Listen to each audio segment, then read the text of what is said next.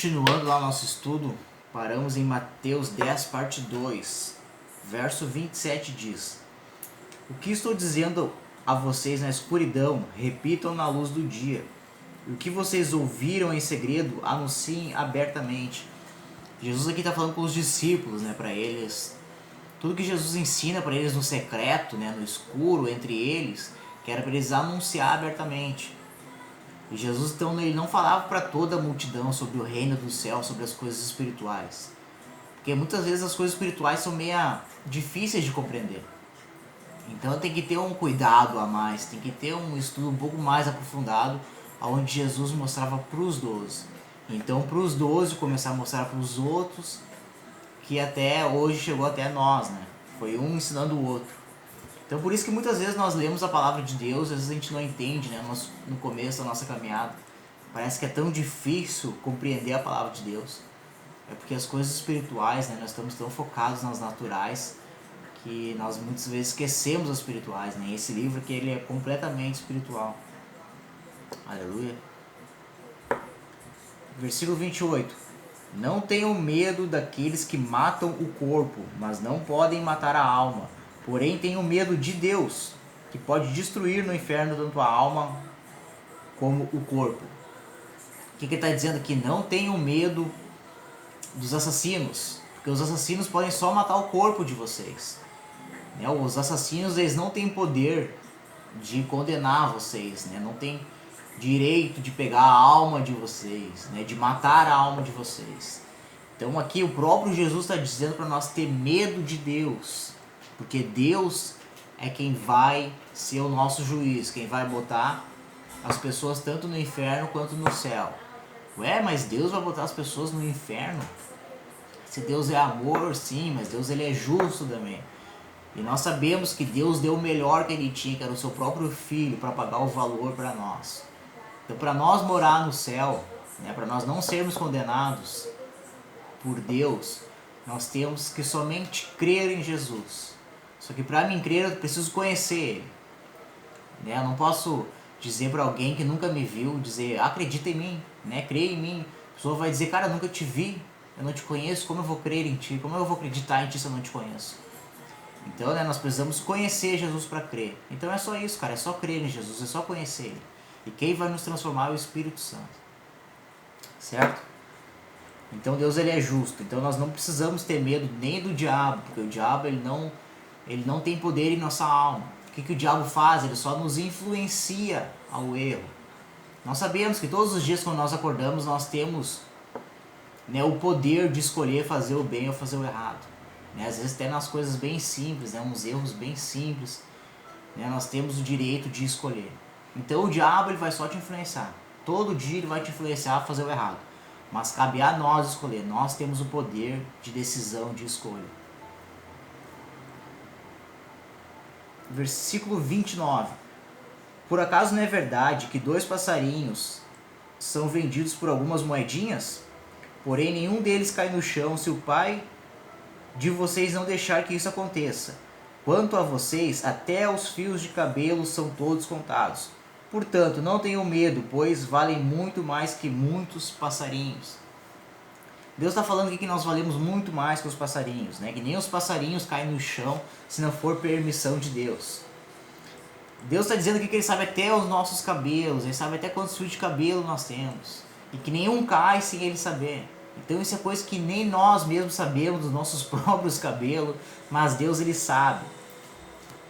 Então eu vou mais a fundo aqui. A Bíblia diz para nós não termos medo de quem pode matar o nosso corpo, para nós não temer os assassinos. Mas eu digo a vocês que se nós estivermos no propósito de Deus, nós não vamos morrer até cumprir o propósito de Deus. Certo? Quando a gente descobrir qual é o nosso propósito, a gente caminhar pelo propósito, pode ficar tranquilo, que a morte não vai chegar perto de nós. Porque Deus, Ele está no nosso cuidado, Ele está no nosso comando. E nada acontece sem a permissão dEle. Nós vemos na Bíblia toda isso acontecer. Davi, ele estava no propósito dele. Como é que Davi participou de muitas e muitas batalhas, onde ele matava milhares sempre nas batalhas? E como que nenhuma flecha pegava nele? Como é que ele não se descuidava e não tomava uma espadada? Como é que ele não caía do cavalo e não quebrava pescoço, sei lá o quê? uma lança não pegava nele, porque ele estava no propósito de Deus. Então ele não iria morrer até cumprir o propósito de Deus, se ele tivesse no propósito de Deus como ele estava.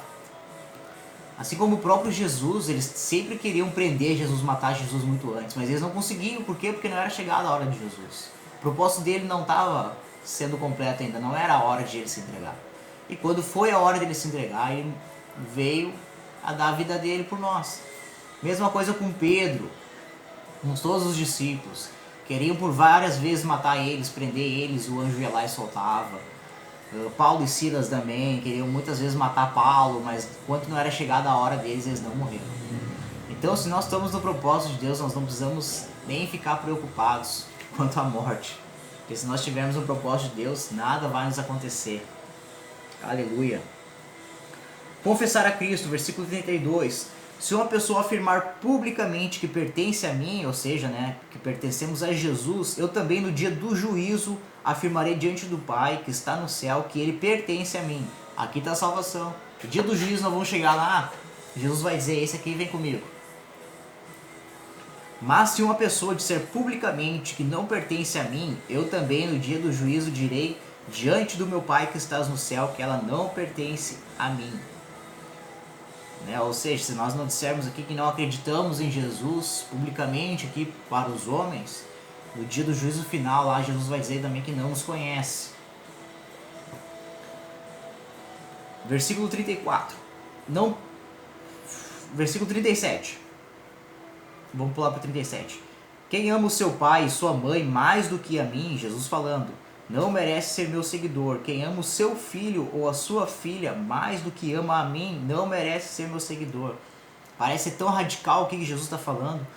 Como que eu vou conseguir amar mais a Deus do que o meu próprio filho?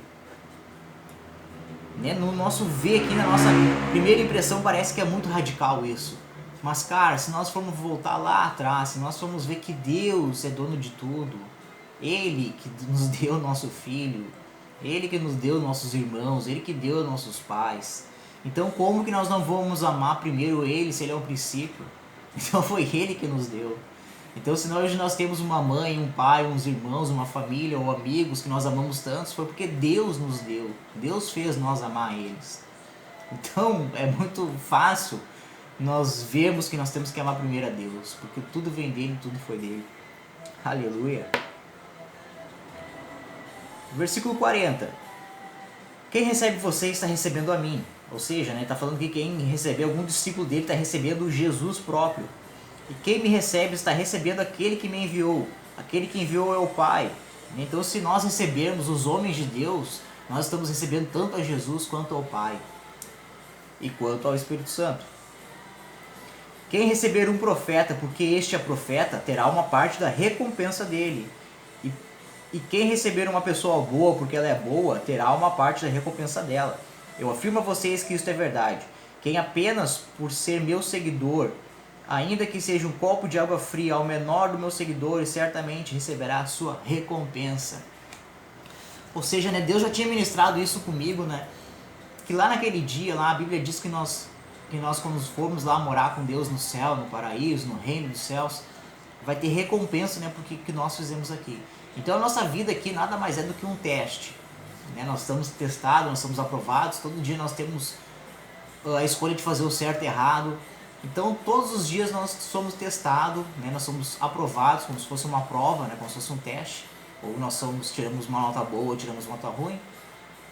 E lá no dia do juízo, lá quando nós formos morar com Deus, nós vamos receber a recompensa, como a Bíblia diz, galardão. Então Deus tem ministrado comigo que às vezes vai chegar uma pessoa lá, vai chegar uma pessoa e milhares de pessoas, centenas de pessoas vão receber o galardão por aquela pessoa ter sido salva. Porque, cara, ela não foi salva só por uma pessoa que falou para ela de Jesus, através de Jesus. Não, foi um vídeo que ela viu de um pastor, foi uma música que ela escutou de um compositor, foi um vizinho dela que falou uma vez, foi alguém que deu uma Bíblia para ela, foi alguém que deu um abraço nela dizendo Jesus te ama, foi uma pessoa que pagou uma passagem para ela no dia da necessidade dela, ajudou ela. Cara, são milhares e milhares de sementes que nós plantamos nas pessoas. Então eu tenho certeza que naquele dia da recompensa nós vamos nos surpreender. Porque tem coisas que muitas vezes nós nem sabemos e estamos alcançando tantas pessoas. Por exemplo, o dízimo e as ofertas que o cara leva. Né?